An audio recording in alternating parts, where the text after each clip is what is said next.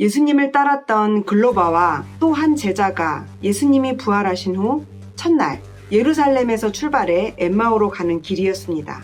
어깨는 축 처져 있었을 것이고 터덜터덜 발걸음은 한없이 무거웠을 것입니다. 초점을 잃은 표정에는 슬픈 기색이 역력했을 것입니다. 나사렛 예수는 하나님과 모든 백성 앞에서 말과 일에 능하신 선지자로 그들은 알고 있었습니다. 이스라엘을 구원할 분으로 소망을 갖고 따랐습니다. 그런데 이제 상실과 절망의 그 행로에 있는 그들에게 부활하신 예수님이 나타나셨습니다. 그리스도가 고난을 받은 것과 십자가에 달리신 것은 오히려 하나님의 영광을 드러내는 일이라고 합니다. 그 일은 인류 구원의 길이기 때문입니다.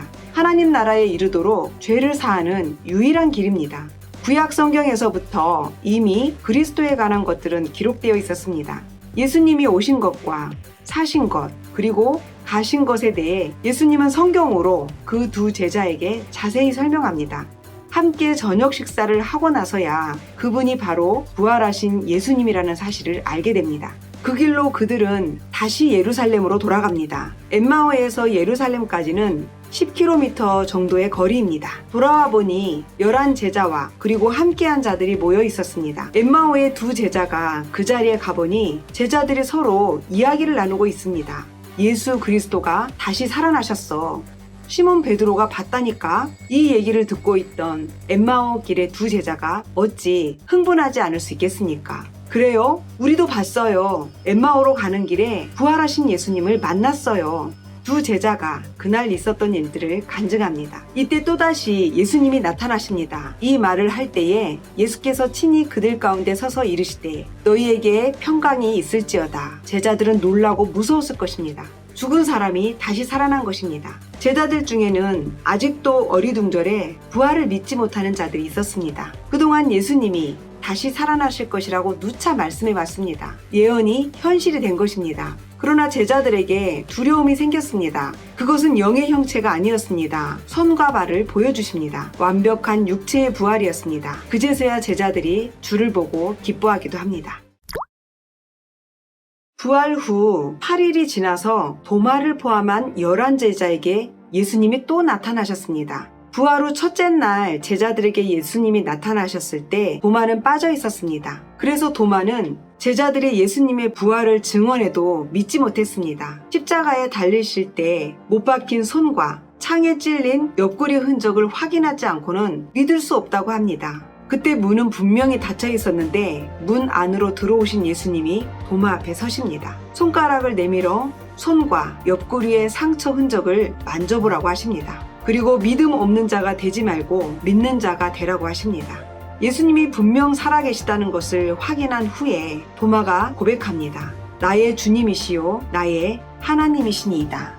예수님의 신성을 인정하는 순결한 믿음에서 우러나오는 자기 선언 순간입니다. 도마는 거룩한 의문을 품은 자였습니다. 다락방에서 강론했던 현장에 도마가 함께 앉아있던 모습 여러분 혹시 기억하십니까? 요한복음 14장 2절부터 6절까지 다시 확인해 보시기 바랍니다. 예수님이 거처를 예비하러 떠나는데 어떤 길로 갈 것인지 그 길을 너희가 알 것이라 예수님이 이르셨습니다. 그러자 도마가 어떤 질문을 합니까?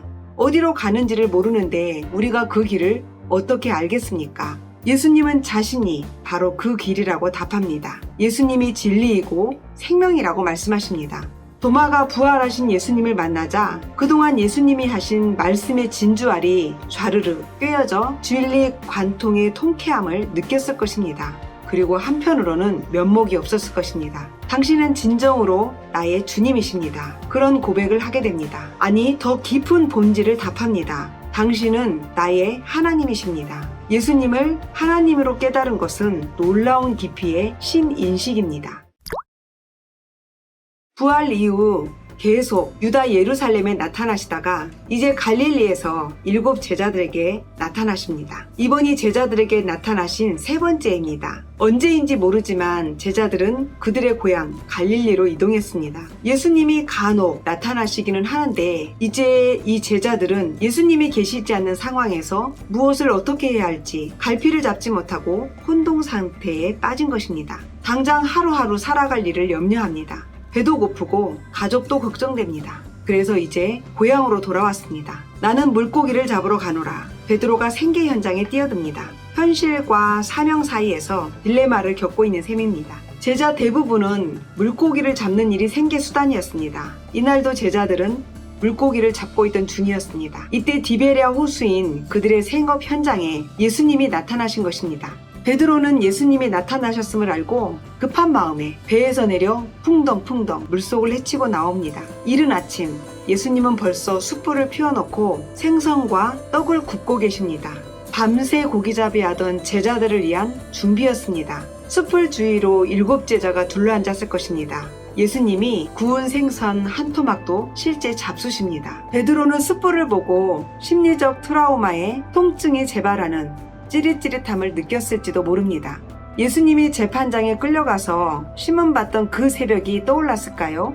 당시 숯불을 쬐다가 3번이나 부인했던 그 새벽의 기억, 연이어 새벽닭은 꼭 끼오 하고 예수님은 연이어 숯불을 뒤적이고 있었을지 모릅니다. 이어서 시몬 베드로를 나직히 부릅니다. 내가 나를 사랑하느냐? 이렇게 묻습니다. 이와 비슷한 질문을 3번씩이나 합니다. 네, 그렇습니다. 사랑한다고 대답할 때마다 베드로에게 예수님은 당부합니다. 내 어린 양을 먹이라. 내 양을 치라. 내 양을 먹이라. 대답은 했지만 베드로의 심경은 무거웠을 겁니다.